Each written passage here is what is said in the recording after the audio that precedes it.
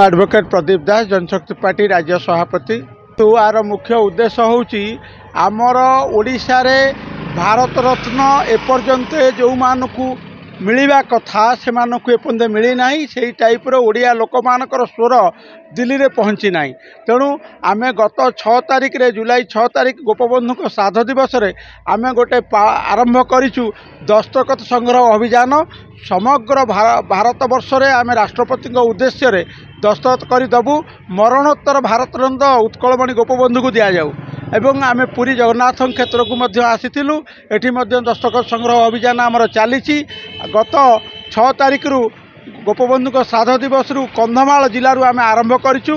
प्रत्येक जिला को आमे जाउछु एवं दस्तखत संग्रह करछु। एइपाई मरणोत्तर भारत रत्न दि जाऊ आमे कहूनु आउ काकु दि जाउछि। से तांकर खेलवाला को दिंतु कि मुलायम को दिंतु किंतु ता तुलन में गोपबंधु मधुबाबू तांकर कौन अवदान ना ए देशपाई ए जातिपाई ना। गोपबंधु आमर ओडिया अस्मितार प्रतीक नुहति। मधुबाबू ओडिया अस्मितार प्रतीक नुहति। जी आमको जदि भाषाभित्तिक राज्य न करें आम ओडिया आज रही था ना कथा हो पारि था। तेणु आम मधुबाबू आदर्श शिखई आमको। प्रथम कुटीर शिल्प से करनते तार कसी कटक फेमस करनते जोता गोटा खराब पड़ा बोली से जोता को कारखाना को भी पोड़ीदे। तेणु से ही मधुबाबू जे कि वेतन न नहीं मंत्री होते जे कि ओडिया को भाषाभित्तिक राज्य करने सर्वस्व त्याग करते।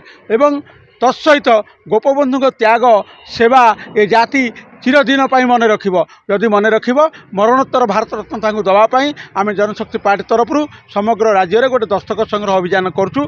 10 लाख लोकंर दस्तखत करी मार्च 28 तारिख दिन आम पूर्णांग करूँ। तत्पर आम जाकि राष्ट्रपति महोदय को आमर दाबी दबू। जय जगन्नाथ।